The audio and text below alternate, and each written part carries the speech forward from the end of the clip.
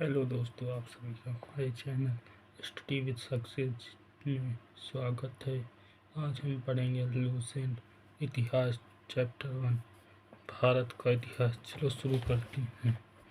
उत्तर में हिमालय से लेकर दक्षिण में समुद्र तक फैला यह उपमहाद्वीप भारतवर्ष के नाम से ज्ञात है, जिसे महाकाव्य तथा पुराणों में भारतवर्ष अर्थात भारतों का देश तथा यहाँ के निवासियों को भारतीय अर्थात भरत की संतान कहा गया है। भारत एक प्राचीन कबीले का नाम था।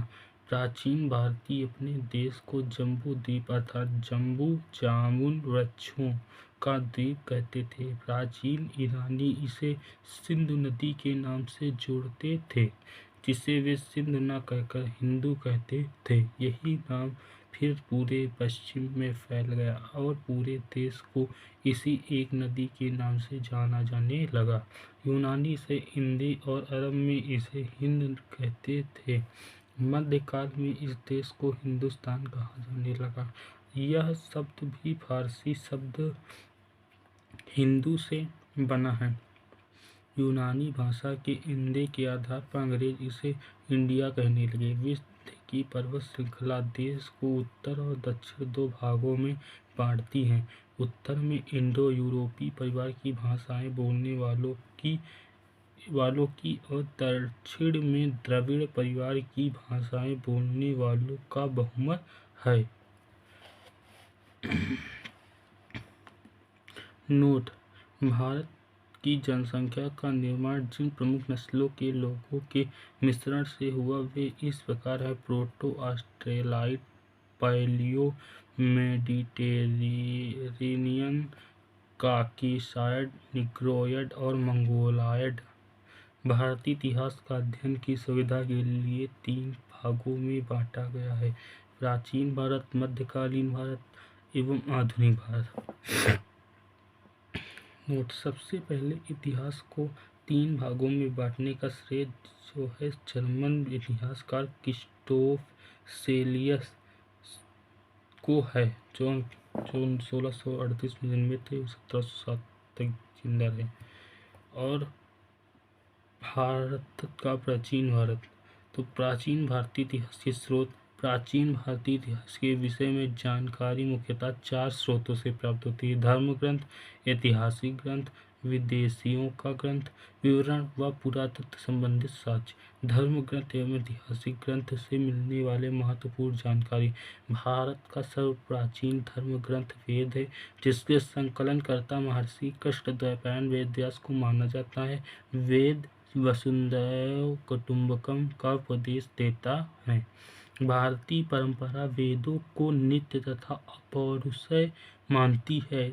वेद 4 हैं: ऋग्वेद, यजुर्वेद, सामवेद एवं अथर्ववेद। इन 4 वेदों को संहिता कहा जाता है। ऋग्वेद नंबर 1, ऋचाओं के क्रमबद्ध ज्ञान के संग्रह को ऋग्वेद कहा जाता है। इसमें 10 मंडल, 1028 सूक्त, वाल्खिल्य पाठ के 11 सूक्तों सहित एवं 10,462 ऋचाएँ हैं। इस वेद की ऋचाओं को पढ़ने वाले ऋषि को होत्र कहते हैं। इस वेद से आर्य के राजनीतिक प्रणाली, इतिहास एवं ईश्वर की महिमा के बारे में जानकारी मिलती है। नंबर 2, विश्वामित्र द्वारा रचित ऋग्वेद के 3रे मंडल में सूर्य देवता सावित्री को समर्पित प्रसिद्ध गायत्री मंत्र है। इसके 9वें मंडल में देवता सोम का उल्लेख है। अगला इसके 8वें मंडल की हस्तलिखित रचनाओं को खिल कहा जाता है। अगला चतुर्वर्ण समाज की कल्पना का आदि स्रोत ऋग्वेद के 10वें मंडल में वर्णित पुरुष सूक्त है, जिसके अनुसार 4 वर्ण ब्राह्मण, क्षत्रिय, वैश्य तथा शूद्र आदि पुरुष ब्रह्मा के क्रमशः मुख, भुजाओं, जंघाओं और चरणों से उत्पन्न हुए।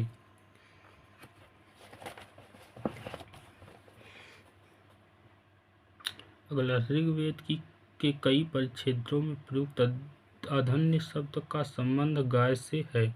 धर्म सूत्र 4 प्रमुख जातियों की स्थितियों, व्यवसायों, दायित्वों, कर्तव्यों तथा विशेषाधिकारों में स्पष्ट विभेद करता है। ईसा पूर्व एवं ईस्वी वर्तमान में प्रचलित ग्रेगोरियन कैलेंडर, ईसाई कैलेंडर या जूलियन कैलेंडर ईसाई धर्मगुरु ईसा मसीह के जन्म वर्ष कल्पित पर आधारित है। ईसा मसीह के जन्म के पहले के समय को ईसा पूर्व कहा जाता है। ईसा पूर्व में वर्षों की गिनती उल्टी दिशा में होती है, जैसे महात्मा बुद्ध का जन्म 563 ईसा पूर्व में एवं मृत्यु 483 ईसा पूर्व में हुई। यानी ईसा मसीह के जन्म के 563 वर्ष पूर्व महात्मा बुद्ध का जन्म एवं 483 वर्ष पूर्व मृत्यु हुई। ईसा मसीह की जन्म तिथि से आरंभ हुआ इस सन ईसवी सन कहलाता है। इसके लिए सापेक्ष संक्षेप में ई लिखा जाता है। ई को लैटिन भाषा के शब्द एडी में भी लिखा जाता है। एडी यानी एनो डोमिनी, जिसका शाब्दिक अर्थ है। वामनावतार के 3 भागों के आख्यान का प्राचीनतम स्रोत ऋग्वेद है। अगला ऋग्वेद में इंद्र के लिए 250 तथा अग्नि के लिए 200 ऋचाओं की रचना की गई। नोट: प्राचीन इतिहास के साधन के रूप में वैदिक साहित्य में ऋग्वेद के बाद शतपथ ब्राह्मण का स्थान है। यजुर्वेद इसका शाश्वत पाठ के लिए मंत्रों तथा बलि के समय अनुपालन के लिए नियमों का संकलन यजुर्वेद कहलाता है। इसके पाठकर्ता को अध्वर्यु कहते हैं। अगला यजुर्वेद में यज्ञों के नियमों एवं विधि विधानों का संकलन मिलता है। अगला इसमें परिधान विधि का भी वर्णन है। यह एक ऐसा वेद है जो गद्य एवं पद्य दोनों में है शामिल। अगला सोम का शाब्दिक अर्थ है गान। इस वेद में मुख्यतः यज्ञों के अवसर पर गाए जाने वाले ऋचाओं यानी मंत्रों का संकलन है। इसके पाठकर्ता का उत्तरार्थ कहते हैं। इसका संकलन ऋग्वेद पर आधारित है। इसमें 1810 सूक्त हैं जो प्रायः ऋग्वेद से लिए गए हैं। अगला इसे भारतीय संगीत का जनक कहा जाता है। नोट: यजुर्वेद तथा सामवेद में किसी भी विशिष्ट ऐतिहासिक घटना का वर्णन नहीं मिलता। अथर्ववेद। अब अथर्ववेद में अथर्वा ऋषि द्वारा रचित इस वेद में कुल 731 मंत्र तथा लगभग 6000 पद हैं। इसके कुछ मंत्र ऋग्वैदिक मंत्रों से भी प्राचीनतर है। अथर्ववेद कन्याओं के जन्म की निंदा करता है। नंबर 2, ऐतिहासिक दृष्टि से अथर्ववेद का महत्व इस बात में है कि इसमें सामान्य मनुष्य के विचारों तथा अंधविश्वासों का विवरण मिलता है। अगला पृथ्वी सूक्त अथर्ववेद का प्रतिनिधि सूक्त माना जाता है। इसमें मानव जीवन के सभी पक्षों, ग्रह निर्माण, कृषि की उन्नत, व्यापारिक मार्गों का गहन खोज, रोग निवारण, समन्वय, विवाह तथा प्रणय गीतों, राजभक्ति तथा राजा का चुनाव, बहुत से वनस्पतियों एवं औषधियों, शाप, वशीकरण, प्रायश्चित, मातृभूमि, महात्म्य आदि का विवरण दिया गया है। कुछ मंत्रों में जादू टोने का भी वर्णन है। अगला अथर्ववेद में परीक्षित को कुरुओं का राजा कहा गया तथा कुरु देश की समृद्धि का अच्छा चित्रण मिलता है। आगे देखते हैं।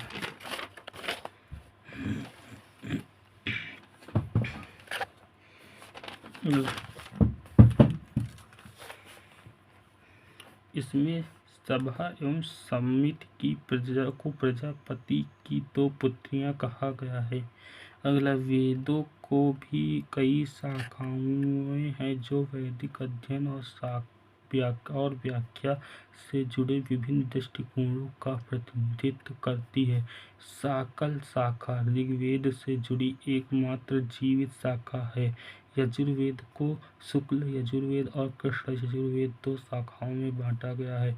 माध्यान्हिनी और काव्य शुक्ल यजुर्वेद अथवा वाजसनेय संहिता की शाखाएं हैं। कृष्ण यजुर्वेद से जुड़ी शाखाएं काठक, कणिक, मैत्रायणी और तैत्तिरीय है। कौथुम, राणायनीय एवं जैमिनीय या तलवकार सामवेद की शाखाएं हैं।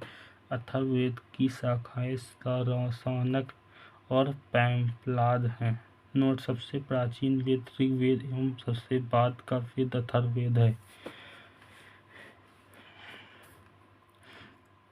ब्राह्मण, आरण्यक तथा उपनिषद। नंबर 1, संहिता के पश्चात ब्राह्मणों, आरण्यकों तथा उपनिषदों का स्थान है। इसके उत्तर वैदिक कालीन समाज एवं संस्कृति के विषय में जानकारी प्राप्त होती है। अगला, ब्राह्मण ग्रंथ वैदिक संहिताओं की व्याख्या करने के लिए गद्य में लिखे गए हैं। प्रत्येक संहिता के लिए अलग अलग ब्राह्मण ग्रंथ हैं, जिसे नीचे सारणी में दिए गए हैं। वेद ब्राह्मण ग्रंथ, इधर वेद इधर ब्राह्मण ग्रंथ। ऋग्वेद ऐतरेय तथा कौशितकीय। यजुर्वेद तैत्तिरीय तथा शतपथ। सामवेद पंचविंश। अथर्ववेद गोपथ। इन ब्राह्मण ग्रंथों से हमें परीक्षित के बाद और बिंबिसार के पूर्व की घटनाओं का ज्ञान प्राप्त होता है। अगला, ऐतरेय में राज्याभिषेक के नियम तथा एवं कुछ प्राचीन राजाओं के नाम दिए गए हैं। अगला, शतपथ में गंधार, शल्य, कैकेय, कुरु, पांचाल, कौशल, विदेह आदि राजाओं का उल्लेख मिलता है। वैदिक संहिता में ऋग्वेद के बाद शतपथ ब्राह्मण का स्थान है। अगला, अरण्य में यज्ञ से जुड़े कर्म कांडों की दार्शनिक और प्रतीकात्मक अभिव्यक्ति है।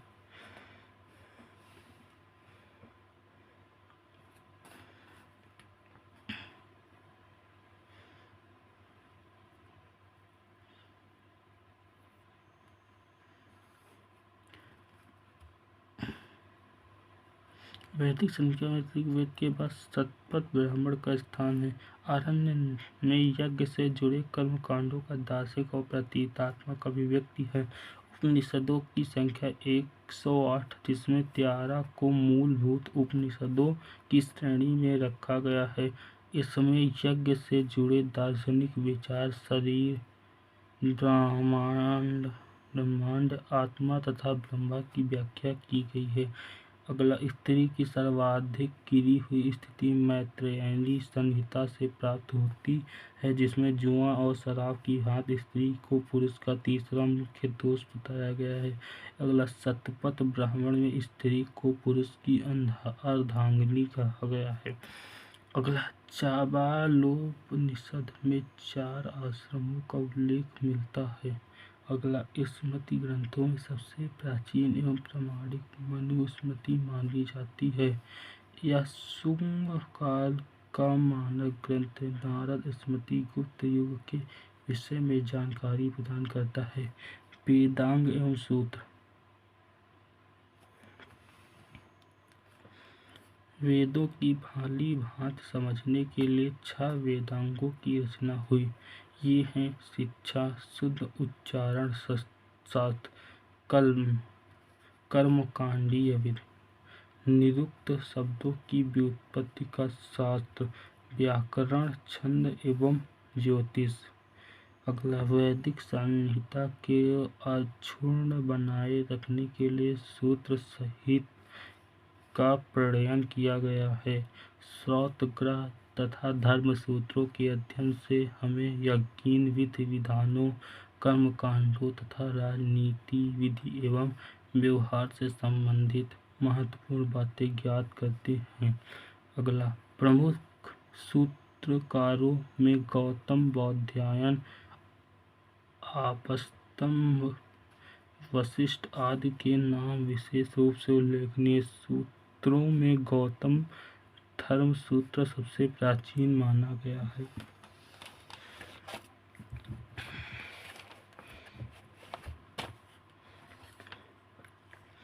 पुराण। भारतीय ऐतिहासिक कथाओं का सबसे अच्छा क्रमबद्ध विवरण पुराणों से में मिलता है। इसके रचयिता लोमहर्ष अथवा इनके पुत्र उग्रश्रवा माने जाते हैं। इनकी संख्या 18 है, जिसमें से केवल 5 मत्स्य, वायु, विष्णु, ब्राह्मण एवं भागवत में ही राजाओं की वंशावली पाई जाती है। पुराण संबंधित वंश: विष्णु पुराण, मौर्य वंश, मत्स्य पुराण, आंध्र सातवाहन, वायु पुराण, गुप्त वंश। मूढ़: पुराणों में मत्स्य पुराण सबसे प्राचीन एवं प्रामाणिक है। अगला, अधिकतर पुराण सरल संस्कृत श्लोकों में लिखे गए हैं। स्त्रियां तथा शूद्र जिन्हें वेद पढ़ने की अनुमति नहीं थी, वे भी पुराण सुन सकते थे। पुराणों का पाठ पुजारी मंदिरों में किया करते थे। सामाजिक एवं सांस्कृतिक दृष्टि से अग्नि पुराण का काफी महत्व है, जिसमें राजतंत्र के साथ साथ कृषि संबंधित विवरण भी दिया गया है। बौद्ध, जैन एवं अन्य साहित्य।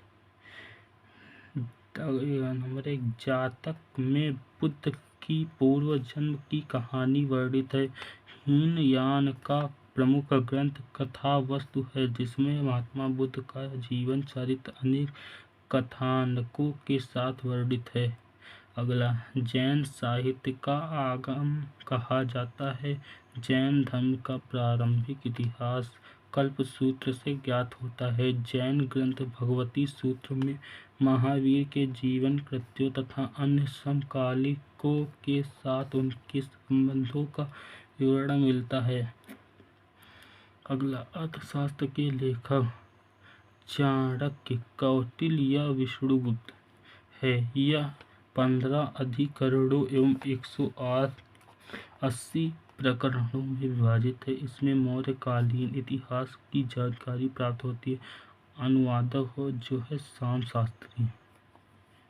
अगला, संस्कृत साहित्य में ऐतिहासिक घटनाओं को क्रमबद्ध लिखने का सर्वप्रथम प्रयास कल्हड़ के द्वारा किया गया। कल्हड़ द्वारा रचित पुस्तक राजतरंगिणी, राजाओं की नदी है। इस ग्रंथ में 8 सर्ग हैं, जिन्हें तरंगों की संज्ञा दी गई है। इसमें प्रारंभ से लेकर 12वीं सदी तक के कश्मीर के शासकों का वर्णन है। अगला, अरबों की सिंध विजय का वृत्तांत चंचनामा लेखक अली अहमद में सुरक्षित है। अगला, अष्टाध्यायी संस्कृत भाषा व्याकरण की प्रथम पुस्तक के लेखक पाणिनि हैं। इसमें मौर्य के पहले का इतिहास तथा मौर्ययुगीन राजनीतिक अवस्था की जानकारी प्राप्त होती है। नोट: अष्टाध्यायी से पहली बार लिपि शब्द का प्रयोग हुआ है। अगला, कात्यायन की गार्गी संहिता एक ज्योतिष ग्रंथ है, फिर भी इसमें भारत पर होने वाले यवन आक्रमण का उल्लेख मिलता है। अगला, पतंजलि पुष्यमित्र शुंग के पुरोहित थे। इनके महाभाष्य से शुंगों के इतिहास का पता चलता है। विदेशी यात्रियों से मिलने वाली प्रमुख जानकारी। यूनानी रोमन लेखन। नंबर 1, टेसियस यह ईरान का राजवैद्य था। भारत के संबंध में इसका विवरण आश्चर्यजनक कहानियों से परिपूर्ण होने के कारण अविश्वसनीय है।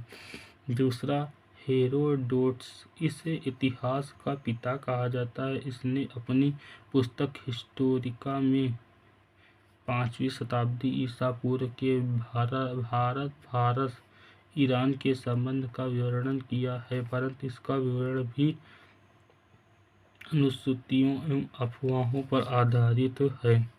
तीसरा, सिकंदर के साथ आने वाले लेखकों में निर्याकस, अनेस्ट्रस तथा अरिस्टोफुल्स के विवरण अधिक प्रामाणिक एवं विश्वसनीय हैं। चौथा, मेगास्थनीज एवं यह सेल्यूकस निकेटर का राजदूत था जो चंद्रगुप्त मौर्य के राज दरबार में आया था। इसने अपनी पुस्तक इंडिका में मौर्य समाज एवं संस्कृति के विषय में लिखा है। पांचवा, डाइमेकस, यह सीरियन नरेश आंतियोकस का राजदूत था जो बिंदुसार के राज दरबार में आया था। इसका विवरण भी मौर्यों से संबंधित है।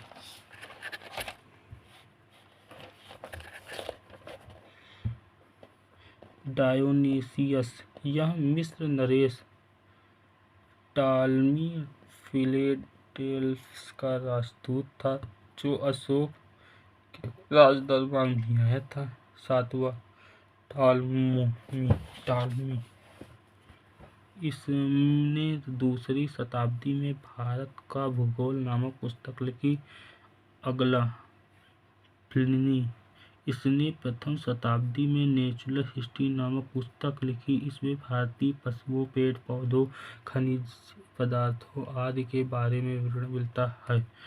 पेरिप्लस ऑफ द इरेथ्रियन सी, इस पुस्तक के लेखक के बारे में जानकारी नहीं है। यह लेखक करीब 80 ईस्वी में हिंद महासागर की यात्रा पर आया था। इसने उस समय के भारत के बंदरगाहों तथा व्यापारिक वस्तुओं के बारे में जानकारी दी। दूसरा, बी नंबर, चीनी लेखक फाहियान, यह चीनी यात्री गुप्त नरेश चंद्रगुप्त द्वितीय के दरबार में आया था। इसने अपने विवरण में मध्य प्रदेश के समाज एवं संस्कृति के बारे में वर्णन किया है। इसने मध्य प्रदेश की जनता को सुखी और समृद्ध बताया है।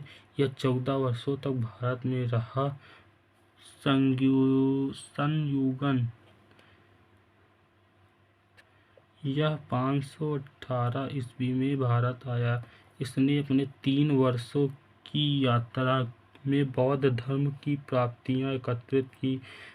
तीसरा, हेन सांग, यह हर्षवर्धन के शासनकाल में भारत आया था। हेन सांग 629 ईस्वी में चीन से भारतवर्ष के लिए प्रस्थान किया और लगभग 1 वर्ष की यात्रा के बाद सर्वप्रथम वह भारतीय राज्य कपिसा पहुंचा। भारत में 15 वर्षों तक ठहरकर 645 ईस्वी में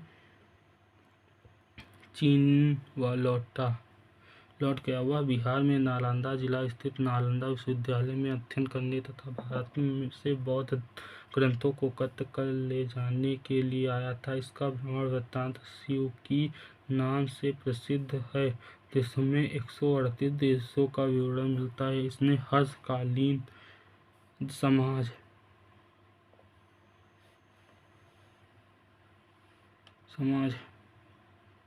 धर्म तथा राजनीति के बारे में वर्णन किया है। इसके अनुसार सिंधु का राजा शूद्र था। हेन सांग ने बुद्ध की प्रतिमा के साथ साथ सूर्य और शिव की प्रतिमाओं का भी पूजन किया था। नोट, हेन सांग के अध्ययन के समय नालंदा विश्वविद्यालय के कुलपति आचार्य शीलभद्र थे। यह विश्वविद्यालय बौद्ध दर्शन के लिए प्रसिद्ध था। चौथा, इत्सिंग, यह 7वीं शताब्दी के अंत में भारत आया। इसने अपने विवरण में नालंदा विश्वविद्यालय, विक्रमशिला विश्वविद्यालय तथा अपने समय के भारत का वर्णन किया है। CRP लेखक अल-बरूनी, यह मोहम्मद गजनवी के साथ भारत आया था। अल-बरूनी ख्वारिज्म या खीव आधुनिक तुर्कमेनिस्तान का रहने वाला था। अरबी में लिखी गई इसकी कृत किताब उल हिंद या तहकीक-ए-हिंद भारत की खोज आज भी इतिहासकारों के लिए एक महत्वपूर्ण स्रोत है। यह एक विस्तृत ग्रंथ है जो धर्म और दर्शन, त्योहारों, खगोल विज्ञान, कीमिया, रीति रिवाजों तथा प्रथाओं, सामाजिक जीवन, भारतौल तथा मापन विधियों, मूर्तिकला, कानून, मापतंत्र, विज्ञान आदि विषयों के आधार पर 80 अध्ययनों में विभाजित है। इसमें राजपूतकालीन समाज, धर्म, रीति रिवाज, राजनीति आदि पर सुंदर प्रकाश डाला है। इब्न बतूता इसके द्वारा अरबी भाषा में लिखा गया उसका यात्रा वृत्तांत, जिसे रेहला कहा जाता है, 14वीं शताब्दी में भारतीय उपमहाद्वीप के सामाजिक तथा सांस्कृतिक जीवन के विषय में बहुत ही प्रचुर तथा सबसे रोचक जानकारियाँ देता है। 1333 ईस्वी में दिल्ली पहुँचने पर इसकी विद्वता से प्रभावित होकर सुल्तान मोहम्मद बिन तुगलक ने उसे दिल्ली का काजी या न्यायाधीश नियुक्त किया। अन्य लेखक तारानाथ, यह एक तिब्बती लेखक था। इसने कंग्यूर तथा टंग्यूर नामक ग्रंथ की रचना की। इसमें भारतीय इतिहास के बारे में जानकारी मिलती है। मार्को पोलो यह सबसे महत्वपूर्ण है। यह 13वीं शताब्दी के अंत में पांड्य देश की यात्रा पर आया था। इसका विवरण पांड्य इतिहास के अध्ययन के लिए उपयोगी है।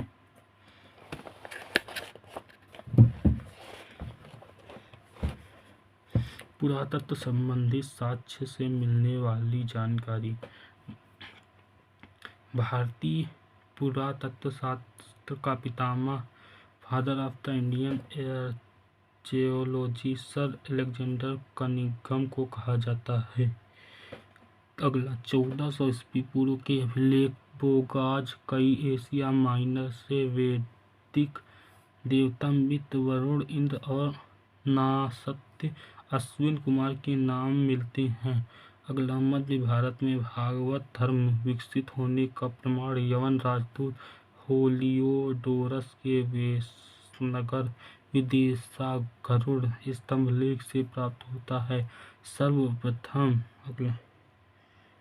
सर्वप्रथम भारतवर्ष का जिक्र हाथी गुम्फा अभिलेखों में है।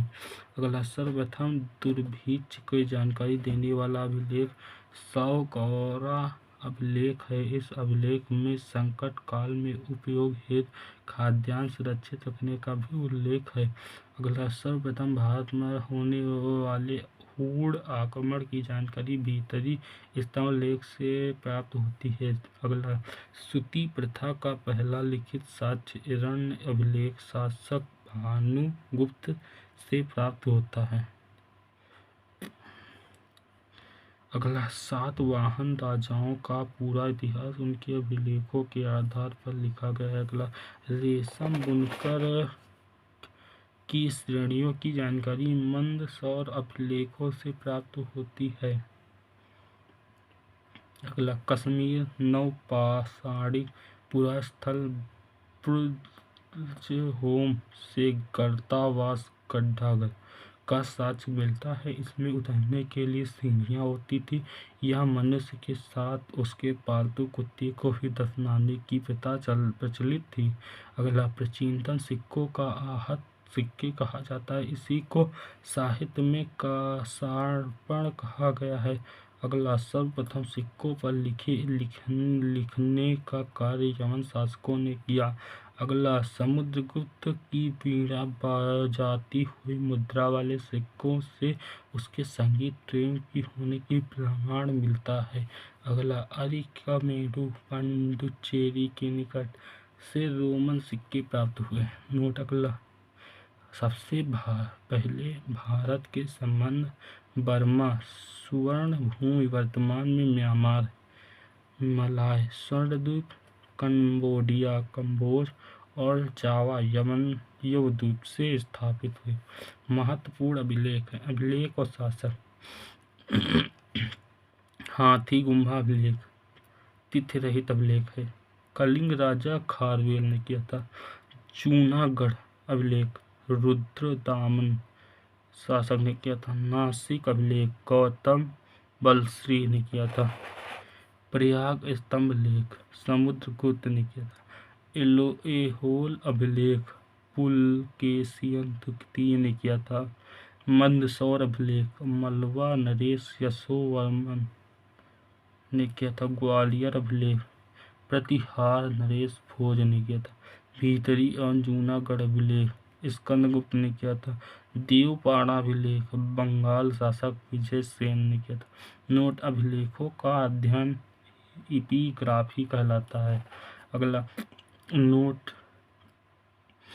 अगला उत्तर भारत के मंदिरों की कला की शैली नागर शैली एवं दक्षिण भारत के मंदिरों की कला द्राविड़ शैली कहलाती है। दक्षिणापथ के मंदिरों के निर्माण में नागर और द्रविड़ दोनों शैलियों का प्रभाव पड़ा, अतः यह बेसर शैली कहलाती है।